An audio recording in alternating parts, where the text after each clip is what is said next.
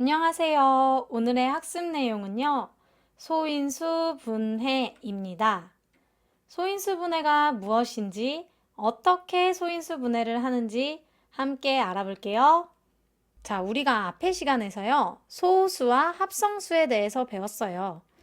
자, 12의 약수를 한번 볼게요. 여기서 소수인 것을 찾아보면요, 1, 2, 3, 4, 6, 12 중에서요, 2와 3만 소수죠. 그리고 1은 소수도 합성수도 아니었고요. 4, 6, 12는 합성수라는 것을 알고 있습니다. 자, 이렇게요. 2와 3처럼 약수에서 소수인 것들 있죠. 어떤 자연수의 약수 중에서 소수인 것을 그 자연수의 소인수라고 합니다. 그러니까 12의 소인수는요, 2와 3이죠. 소인수란 단어가 뭐냐면요, 소수인 인수입니다. 약수하고 인수는요, 같은 말이에요, 여러분. 그렇다면요, 12처럼 1보다 큰 자연수는요, 우리가 그 수의 소인수들의 곱으로 나타내는 방법이 있어요. 자, 무슨 말이냐면요, 12를 보면요, 2와 3의 곱으로 나타낼 수가 있습니다. 바로 이렇게 말이죠. 2의 제곱 곱하기 3으로 나타낼 수가 있죠. 이렇게요. 1보다 큰 자연수에서요. 그 수의 소인수들만의 곱으로 나타낸 것을 우리가 소인수 분해라고 부릅니다. 자, 그럼 소인수 분해를 하는 방법이 있는데요. 두 가지를 다 알아볼게요. 첫 번째 방법은요, 이렇게 가지치기 형태예요. 무슨 말이냐면 20을 소인수 분해를 할 건데 20을 나눠보는 거예요. 그럼 20을 2로 나눴을 때 10이 되고요. 10을 또 2로 나눌 수 있죠? 그래서 2와 5 이렇게 나눌 수 있습니다. 이 가지의 끝은요, 모두 소수가 될 때까지 계속 나눠주셔야 해요. 2하고 5는 소수이기 때문에 더 이상 나눌 수 있는 것이 없어요. 그래서 이렇게 끝내면 되는 거고요. 두 번째 방법은요, 소수로 나누는 방법입니다. 20을요, 2로 나누면 10이 되겠고, 또 10을 2로 나누면 5가 되겠죠. 이 나눗셈을 거꾸로 쓴 형태잖아요. 이 몫이 소수가 될 때까지 계속 끝까지 나눠주는 겁니다. 자, 그러면요, 이 결과를 써볼게요.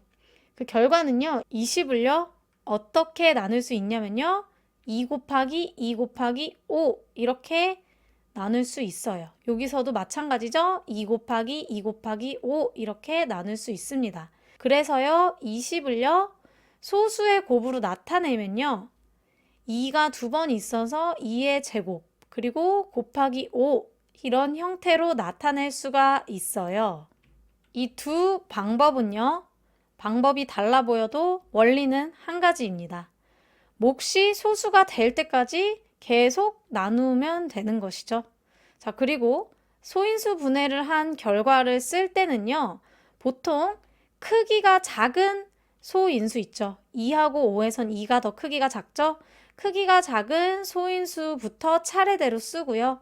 그리고 같은 소인수는 거듭 제곱을 이용을 해서 나타냅니다. 만약에요, 소인수 분해를 순서를 다르게 하면 그 결과가 달라질지 한번 볼게요. 앞에서 들었던 예시 문제를 생각을 해보면요. 우리가 앞에 방법 1번에서 가지치기로 소인수 분해를 했었죠. 이 20을요, 이번에는 먼저 5로 나눠보는 거예요. 그럼 5와 4로 나눠지죠. 그리고 이 4를 또 2와 2로 나누는 거예요. 그렇게 하면요, 얘는 20을요, 5 곱하기 2 곱하기 2의 형태로 쓸 수 있습니다. 얘 또한 마찬가지로요, 2의 제곱 곱하기 5죠.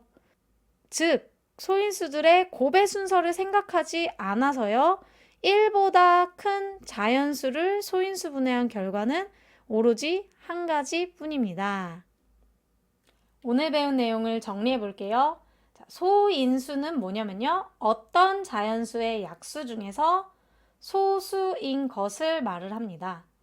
약수를 다른 말로 인수라고도 한다고 했었죠. 그리고 소인수 분해는요, 1보다 큰 자연수를요, 그 수의 소인수들만의 곱으로 나타내는 것을 소인수 분해한다라고 합니다. 방법 두 가지도 소개를 했어요. 자, 일반적으로요. 소인수 분해한 결과는 크기가 작은 소인수부터 차례대로 쓴다고 했죠. 그래서 이 20을요. 소인수 분해를 하면 2와 5 중에서 2를 먼저 쓴다라고 했습니다. 또한 같은 것은 거듭제곱의 형태도 쓴다고 했고요. 그리고 소인수들의 곱의 순서를 생각하지 않으면요. 우리가 1보다 큰 자연수를 소인수 분해한 결과는 오로지 한 가지뿐이다 라고 했습니다. 자, 오늘 공부 여기까지 할게요.